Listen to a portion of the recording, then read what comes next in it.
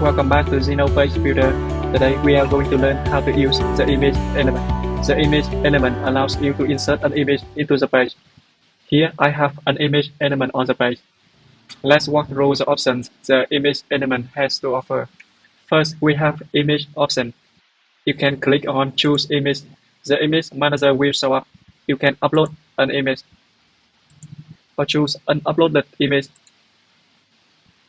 You can click on this button to edit the image. We can crop the image, flip it, and rotate it.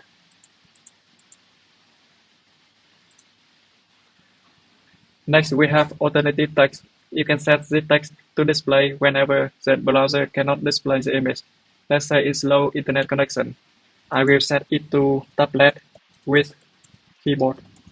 It's best practice to set the alternative text so search engines can understand the meaning of the image. We have image link. You can set a link to redirect to if you click on the image. You can change the width for the image. Set height for it to auto a specific pixel, like this. If the width of the image is less than 100%, for example, 50%, then you can adjust the image to the left, to center, or to the right, like this. You can set the image border radius, for example, to 20 pixels. But here you see no difference. The reason is this image is transparent. So let me choose another image and you will see. For example, to this one. And you see the border radius. You can also apply a filter for the image. To blur, to grayscale, you rotate, invert, sepia, adjust brightness, contrast, or saturate. Go to Advanced tab.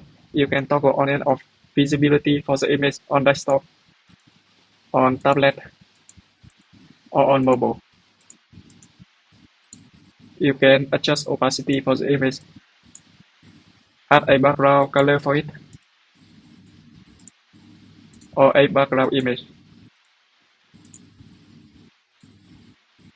You can show border, or box shadow, and even animations. If the page has a lot of image elements, then you can optimize the loading speed of the page by going to Settings, Lazy Loading, and enable lazy loading. Now, if I go ahead and save, publish the page,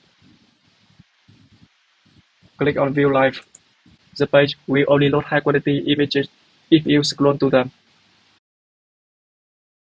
If you found this video helpful, please give it a thumbs up and don't forget to subscribe for more tutorials and tips on mastering Zeno Page Builder.